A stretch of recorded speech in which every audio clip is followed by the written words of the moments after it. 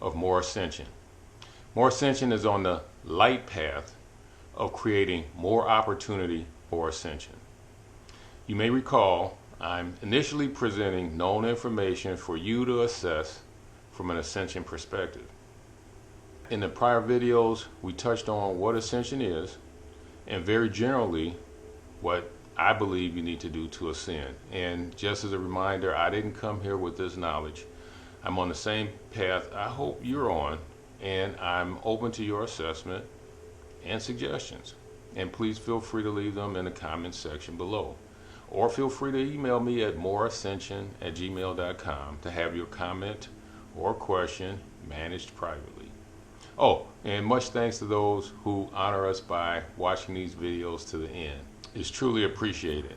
And please know that I'm working to improve my delivery of this amazing information. And as we present more information, and if it vibrates with you on any dimension, hit that like button if you want more ascension. Subscribe if your intention is to gain more ascension. And hit that bell to stay out of trouble. In this video, I'll present the unseen components of the architecture of the human. This is the final full What Are You video, and I'll make a quick summary short that I hope will be helpful. We've discussed how we become our thoughts and the words we vibrate out of our minds and our mouths into the universe. And as we have reviewed, our various sensory organs that take in information, vibration, and sensory are critical to determining what we are and what others perceive us to be.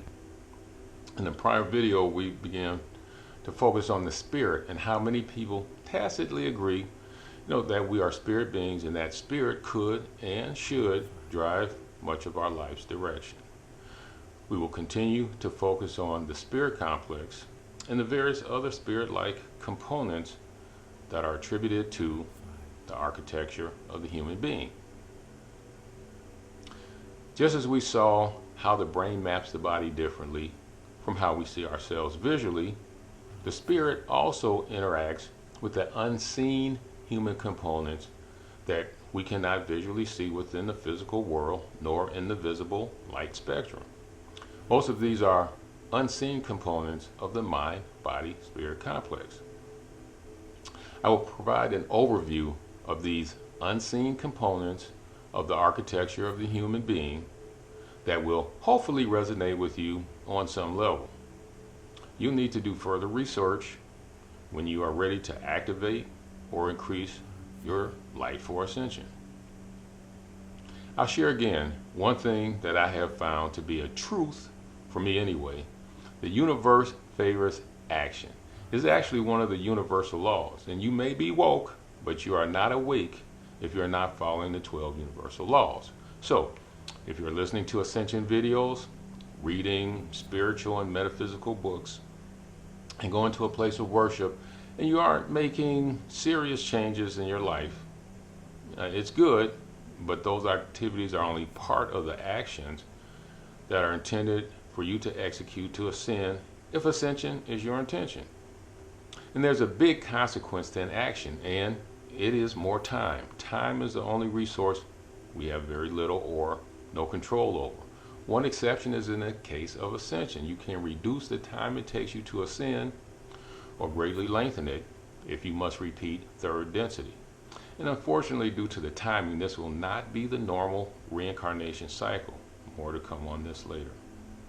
Speaking of time, I'll condense the next videos to lay what I hope is the proper foundation so as to get to the real meat of what, who, when, where, why, and how we are from an ascension perspective, primarily based on the law of one. And you can find more details on the law of one at www.llresearch.org, where the books The Raw Material by Ra, Humble Messenger of the Law of One, and Living the Law of One 101, the choice books, can be found, read for free, or purchased.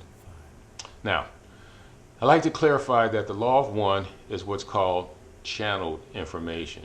And here I go with the definitions. To channel is to direct something toward a particular end or object. For example, water or electricity can be channeled in a certain direction. In the case of water, it can be directed through a channel. Channeling is defined as the act or practice of serving as a medium through which a spirit guide or entity purportedly communicates with living persons. The spirit guide or entity that purportedly channeled the law of one material is arguably one of the highest vibration spirit guides that has channeled this type of information to man. Although the meat of this information has been available prior to these channelings, which began in 1981, I have not found out how that information was obtained, nor have I found the quality, quantity, and breadth and depth of details that has been provided through the law of one channelings. So let's get into the unseen components of the architecture of the human being. So the spirit body can also be called the energy body or subtle energy body. Our energy body is connected to our physical body through the silver cord you may have heard about. Various energies flow into and out of this energy body and interact with our physical body, although the energy we take in the form of nourishment enables better and proper flow of energy through our physical body, thereby enabling us to have a better flow of energy through our spirit bodies. Our physical bodies must be rejuvenated by obtaining enough food, water, rest, and sleep. Our solar system also assists in cyclical replenishment of the energy like food that we need to rejuvenate our bodies. Our energy bodies are also rejuvenated by the various unseen energies from the sun, the earth, the moon, the planets, and the creator, and the belief we decide to follow. So let's discuss these unseen bodies and their functions. It's very likely you are familiar with one of the components of the unseen body, called the aura. The aura is thought to be able to be seen around a person's body, but definitely around the person's head area. Many people liken it to the halo that's seen around religious people of many different faiths in the early depictions of people thought to be closest to God. And it is well established that humans give off electromagnetic radiation with a frequency lower than the visible light spectrum, such as thermal radiation or temperature, the level of infrared radiation. And the aura can consist of many colors, depending on your personality, spirituality, and mood. It's also thought that the human aura can be photographed and seen through the technique called Kirlian photography. Though science argues that the aura is not what's being seen through this type of photography, more research and future technology will likely soon tell the tale. Also, other phenomena seem to show that plants project vibrations that can be converted into sound, and plants have memory and intelligence, as does water and all other things that move. The aura is thought to correlate to the unseen bodies of the human. There are several spirit-like bodies which represent various levels of vibration and activity within the architecture of the human being. Different religions and philosophies see these spirit-like components a bit differently. The point is that many acknowledge these components of the architecture of the human being and their interactions with higher realms of consciousness. In general, these various components are called bodies, like our physical body, but they are not physical. They have names like astral body, etheric body, emotional body, causal body, and Buddha body. These bodies are not as delineated in Christianity as they are in other faiths. These spirit-like bodies in Christianity is aligned with God and is the Holy Spirit. And the Bible depicts the Holy Spirit as ascending to earth to influence man at various times. There are usually 4 levels of spirit-like bodies in most Eastern religions like Hinduism, Buddhism, and others.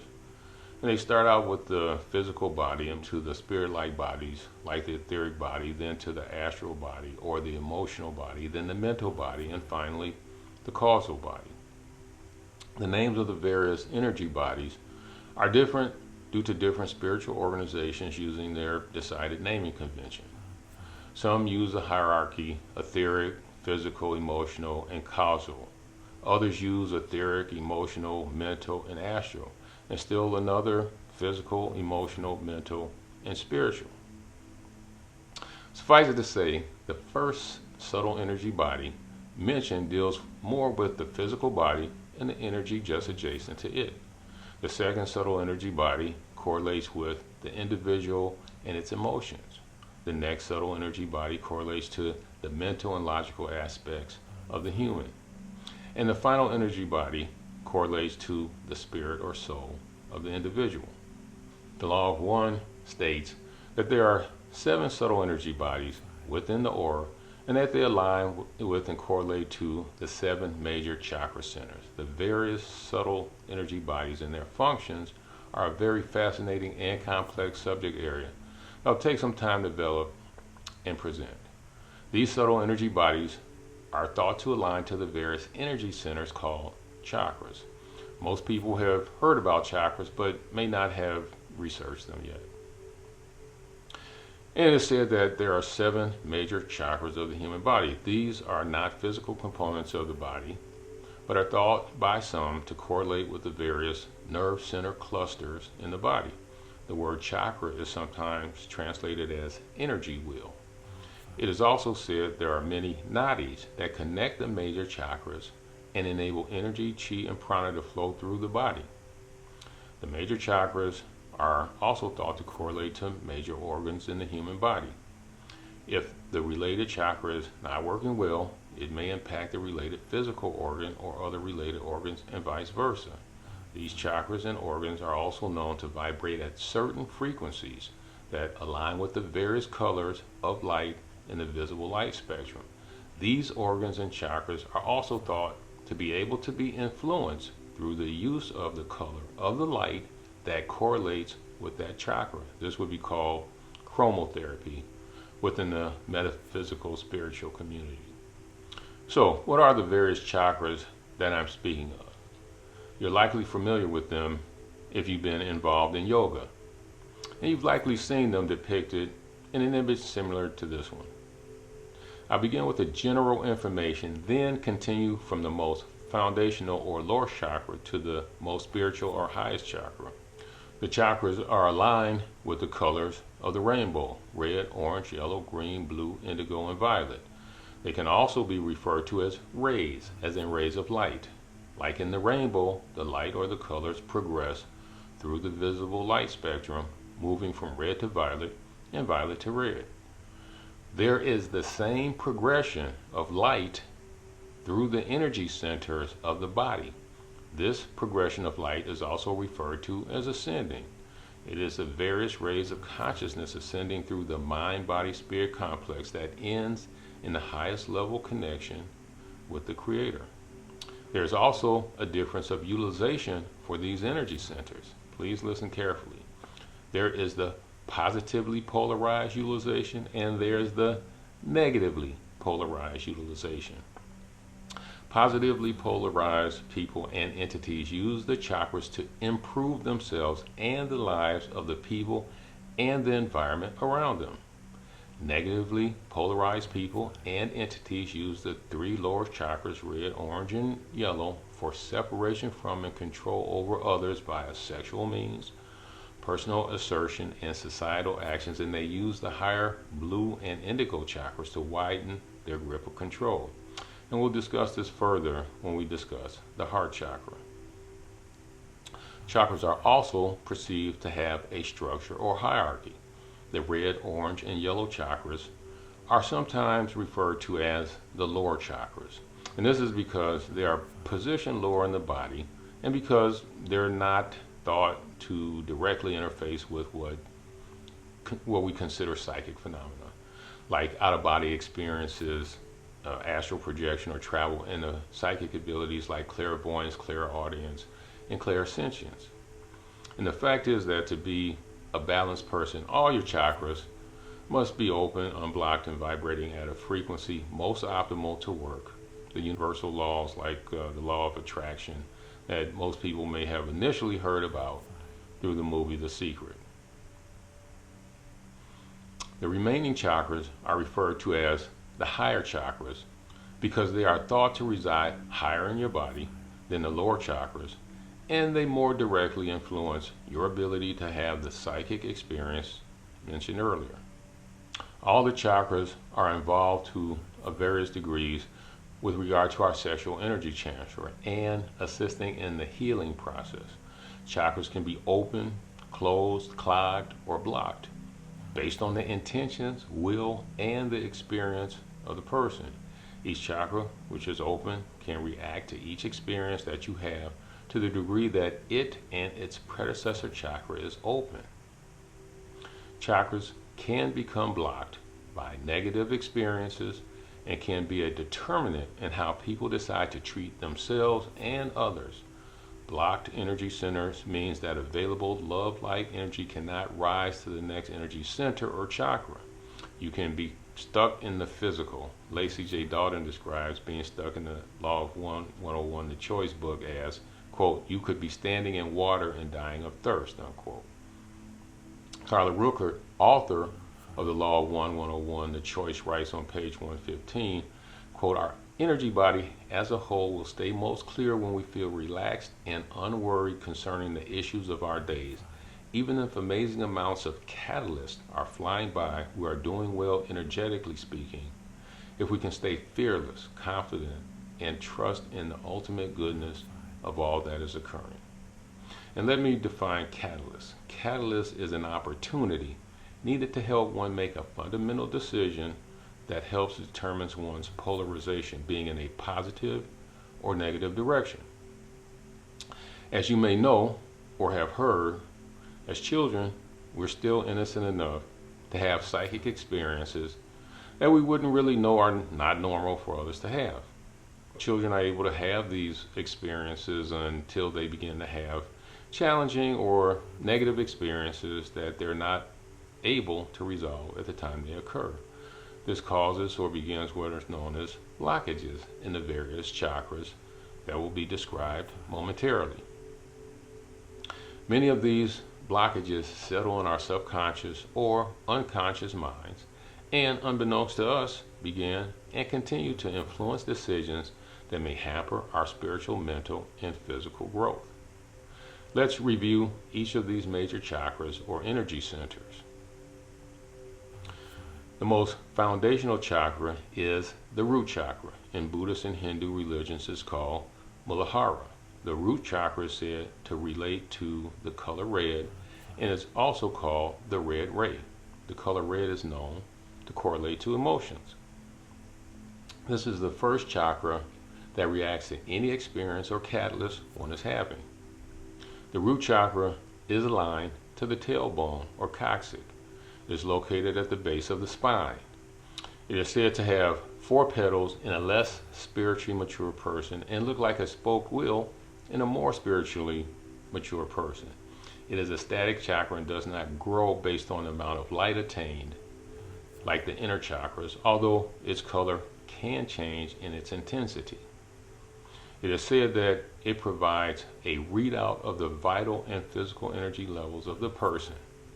The root chakra is the chakra of general understanding and consideration for our survival and how we feel about our sexuality.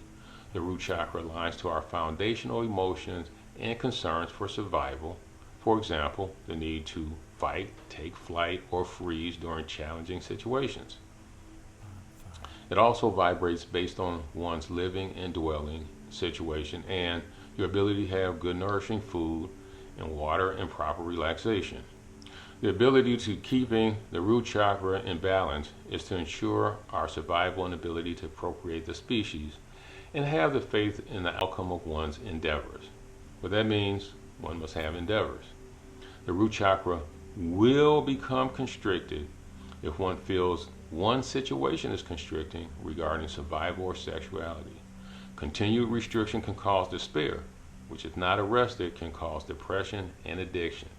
If one is depressed or addicted, this chakra is out of balance, as the foundational understanding of what the human is is not fully known, understood, or respected.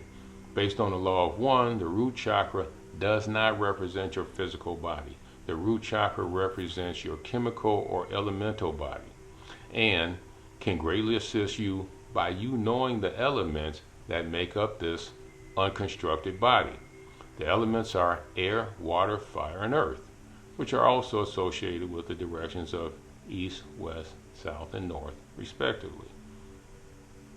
The root chakra is also thought to be connected to the earth. The earth sends energy to our bodies by our root chakra and also minor chakras in our feet.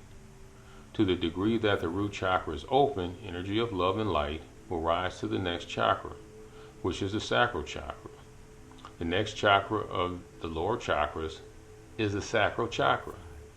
It is also called Svadhisthana.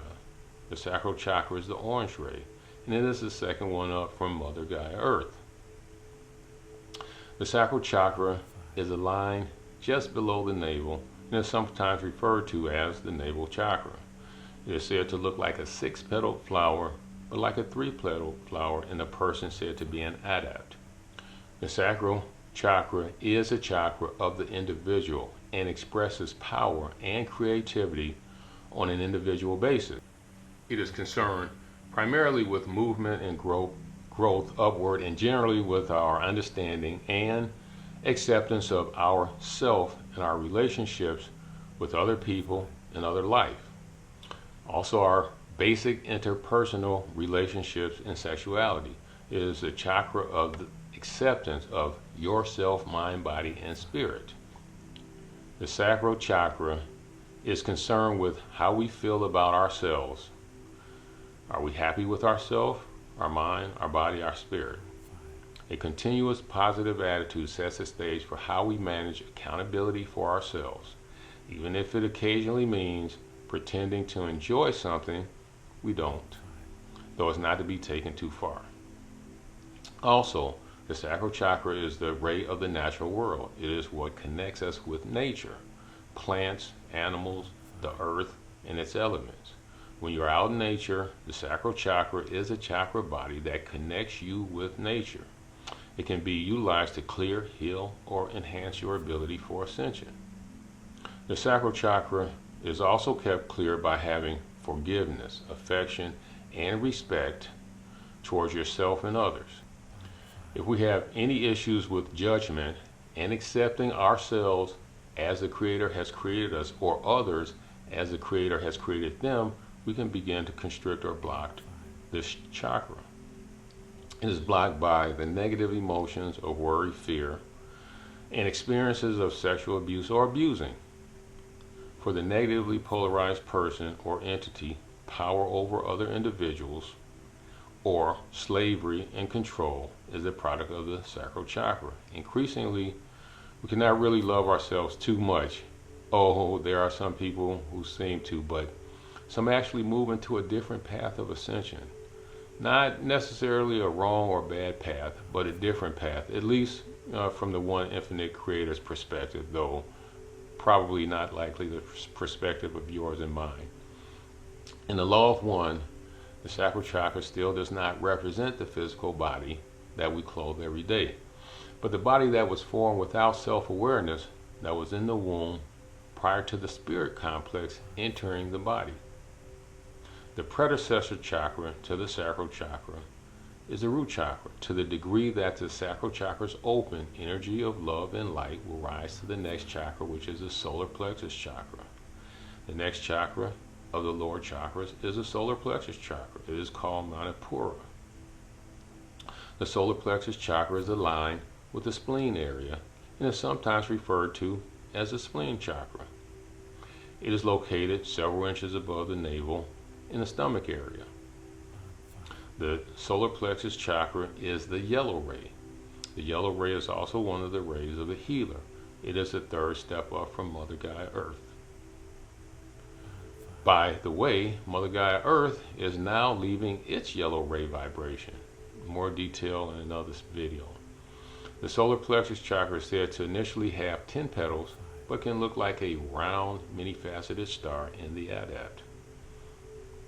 The solar plexus chakra is concerned primarily with self-awareness and interaction, and deals with large numbers and focuses on feelings of power and control of group relationships and social developments. It deals with formalized relationships of family, marriage, and working relationships. These are relationships that one must deal with on a continuous basis. Many situations arise during these relationships that must be managed. They can be managed well or poorly. It is the work of the solar plexus chakra. And how you manage these interactions determines whether this chakra remains open or is clogged, blocked, or closed. It is also the chakra that deals with bellicose behavior and the necessity for domination on the negative path. It is blocked by unresolved issues with family, marriage, groups, and the inability to control the group. This is where you could have a great relationship that makes you feel supported and enabled, or a relationship that is toxic and limiting. It's up to you how you deal with these relationships to continue your progression to the next level. And there are many ways to handle these situations. One could agree with, quit, ignore, or manage up to the situation in the relationship. And what works for one person may not be what works or is needed for another. Coping mechanisms are many. And marriage is a special type of relationship, as it is a formalized contract that is made, usually with God the Creator as a third party involved, that adds loving and spiritual expectations to the relationship. The balancing motivation is love. And truthfully, love should be the balancing motivation in all our experiences and relationships on the light path. That's the challenge. That's my challenge. The ability to keep this chakra in balance is to have confidence in oneself. In the law of one, the solar plexus chakra does relate to the physical body that we clothe every day. The predecessor chakra to the solar plexus chakra is the sacral chakra. To the degree that the solar plexus chakra is open and that one is on the light path, energy of love and light will rise to the next chakra, which is the heart chakra. The next chakra is the heart chakra, or the gateway chakra, because it is the gateway to the higher chakras on the light path. The heart chakra is also called Anahata. When I say on the light path, I'm referring to one side of the pole of polarity of ascension. Google's definition of polarity is, quote, the property of having poles or being polar, the state of having two opposite or contradictory tendencies of polarities, opinions, or aspects, unquote. For example, the polarity of gender is male and female. The polarity of temperature is hot and cold, or burning and freezing. Earlier I mentioned positively polarized people and entities and negatively polarized people and entities. The polarity or poles of ascension are positive and negative. It is presented in the law of one that those who polarize positively utilize the heart chakra to help themselves and others in their daily lives. On the other hand, the people and entities that polarize as what we call negatively bypass the heart chakra and do not utilize its functionality. Their focus is to help themselves, with your help, of course, and that, my friends, is, of course, your choice. Interestingly, based on the law of one material, the people who do not utilize the vibrations and properties of the heart chakra are still able to progress to the higher chakras, and we will explore this in a later video. The heart chakra is initially concerned with compassion and love, and cause you to turn inward to your inner self, to understand yourself from the inside out, and then to see how your heart chakra, if you decide to utilize it, affects the outer world. This chakra initially has 12 petals and is shaped like a lotus. In the adept, its number of petals are dependent on the spiritual strength of the adept. The heart chakra is obviously aligned with the heart. It is located in the mid-chest area. The heart chakra is the first of the higher chakras that enable the abilities to manage the higher universal laws, like the law of attraction. The heart chakra is the green ray. It is the fourth chakra on the path to higher consciousness. The heart chakra is a chakra of unconditional love.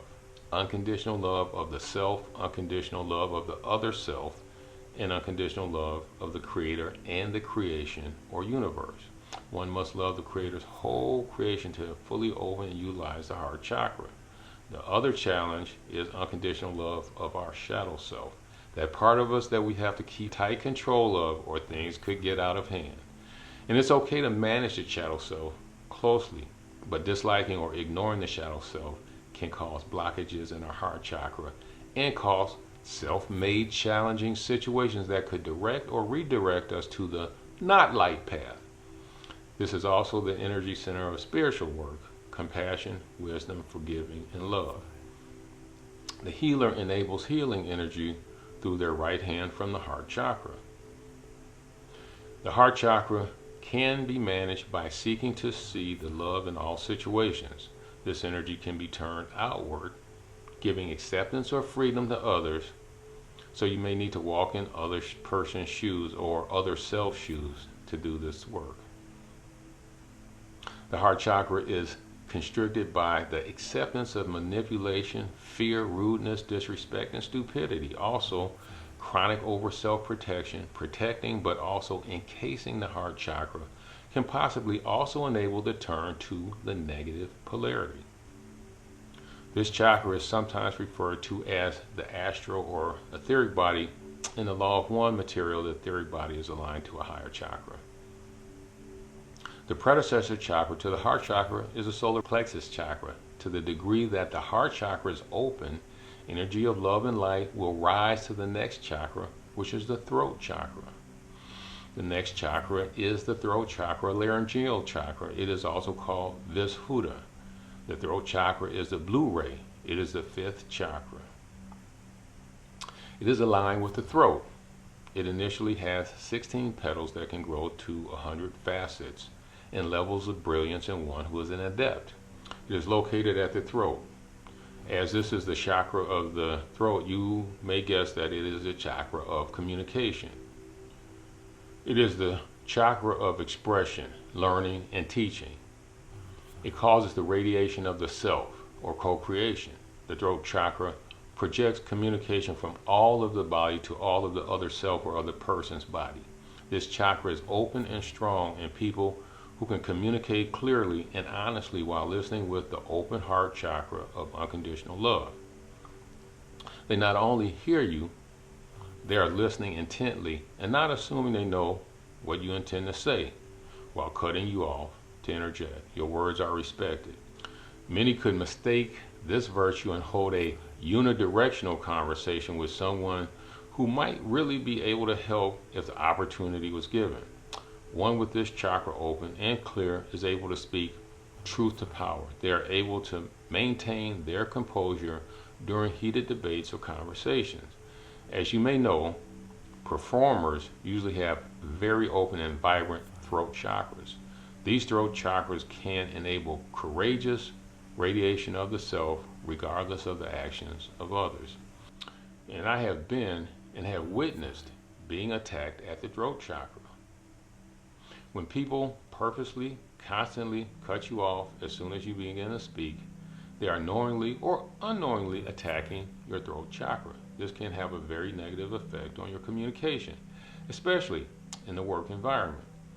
Understanding that this is an attempt to block your throat chakra is the first step toward overcoming this type of challenge to limit your ability to communicate well. Again, how you deal with this can assist in you gaining light and promotions or losing light and promotions. This chakra also manages the transfer of higher sexual energy, which differs depending on the vibratory status of one's partner. This transfer is of a higher level of energy in addition to the normal physical transfer most humans are familiar with. The throat chakra is referred to as the light body or devacanic body in the law of one material and is a chakra of co-creation. The predecessor chakra to the throat chakra is the heart chakra. To the degree that the throat chakra is open, energy of love and light will rise to the next chakra, which is the third eye or brow chakra. The next chakra is the third eye, brow, or frontal chakra. It is also referred to as Ajna. The brow chakra is the indigo ray. It is the sixth chakra. The organ associated with the third eye chakra is the pineal gland. The brow chakra is said to look like a triangle within a two-petal flower. It has more petals if you are an adept. The adept is one that is very skilled or proficient at something. In this case, it would be positively or negatively polarized spirituality. That pineal organ is located in the middle of the forehead, in the middle of the brain. The brow chakra is located just above the eyes, where it would be if it were centered between your eyebrows. This is the chakra that is referred to when it is said that one's third eye is open and enables contact with intelligent energy. It relates to the power of the mind and heightened self-awareness. One operating from this chakra sees oneself as the creator and understands that they create their reality. This is the gateway to intelligent infinity, where one is more able to experience the local, non-physical aspects of the creator and its creation. This is where the psychic or supernatural abilities reside. It is a chakra that is also utilized by the healer. Heightened self-awareness enables other means of perception. Some are telepathy, precognition, retrocognition, geomancy, clairvoyance, clairaudience, clairsentience, vibrational empathy, psychometry, psychokinesis, and others. The body complex is also very central to the ability to progress to higher capabilities of consciousness. For example, one's pineal gland can be partially or fully calcified and disable one's ability to reach these higher energies and capabilities.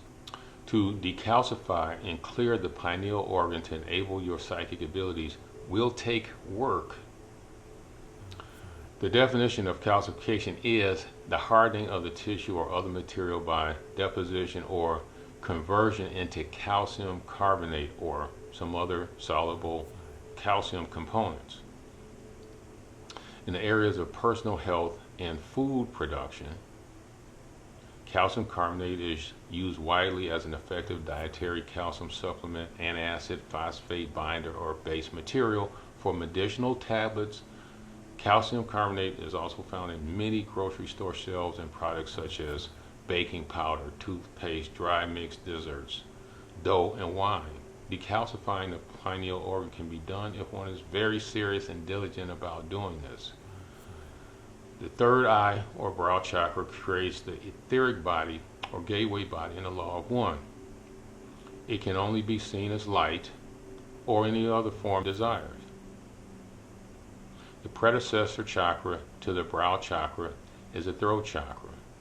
To the degree that the brow chakra is open, energy of love and light will rise to the next chakra, which is the crown chakra. The next chakra is the crown chakra or coronal chakra. It is also referred to as Sahasrara. The crown chakra is the violet ray. It is the seventh and final chakra located within the body complex.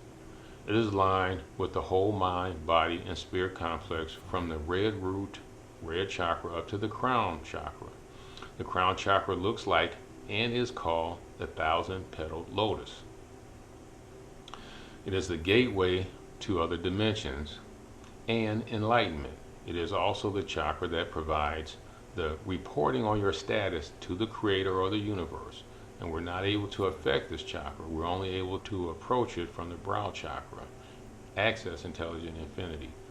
This chakra accepts the divine energies from the creator, which move down your chakras to meet with the divine energy from the sun through the earth, from your feet or your ray or root chakra.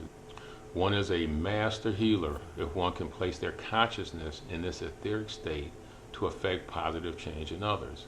In the law of one, it is the form maker body, and it is understood as the Buddha body, or that body which is complete. It has several very fascinating functions. It is the highest and final chakra within the human body complex. Knowledge and understanding of these subtle energy bodies and energy centers and their effects on our daily lives can be a very potent tool in one's journey of ascension. Please keep them in mind and try to reference them as you have experiences on your journey of ascension. Notice how you experience life based on the colors you wear and are surrounded by most of your day. Also, there are sometimes indications that these higher energy centers are open, but we are unable to control them as we may not understand how they work. One example would be the phenomenon of shouting in some Christian churches. Some people are said to have gotten the Holy Spirit or Holy Ghost, and they can dance, shout, and move about without having control of themselves. Also, people have been known to exhibit superhuman strength when needed to save a family member from imminent danger. There are also two other energy fields that are thought to be a part of the architecture of the human being. Humans are said to have a torus field or donut-shaped energy field around us. Earth also has a torus protection field that protects the Earth and us. Also, there's the Merkaba that is thought to also be used as a vehicle for the very adept. Soulflower.com states that the word Merkaba comes from a Hebrew word meaning chariot or vehicle and can also be defined as light spirit body. The Merkaba symbol is a shape made of two intersecting tetrahedrons that spin in opposite directions, creating a three-dimensional energy field. The 7 chakras previously presented have been presented since approximately the 1500 BC in India through what's called the Vedas and other texts. And I wonder what was found and kept and destroyed in the Library of Alexandria in Kemet, Egypt about these energy bodies and energy centers. I'm sure some, if not many of you, are very skeptical about the unseen components of the architecture of the human being. I'll share some experiments you can try to begin to experience your own energy body. The first experiment is to feel your own energy pressure. Imagine your feet getting light energy from the ground or Mother Gaia Earth. Then rub your hands together until your palms become warm. Then slowly move them in and out 1 to 2 inches apart at first, while trying to notice the energy pressure building and subsiding between your hands. Try it a few times if it doesn't happen initially, and you can expand the distance little by little to continue to experience your unseen energy body. Also, you can try this one if you have problems sleeping or meditating. You will be closing your energy field. Remove your shoes. Put your 2 heels together. Couple your hands like the old train car coupling device.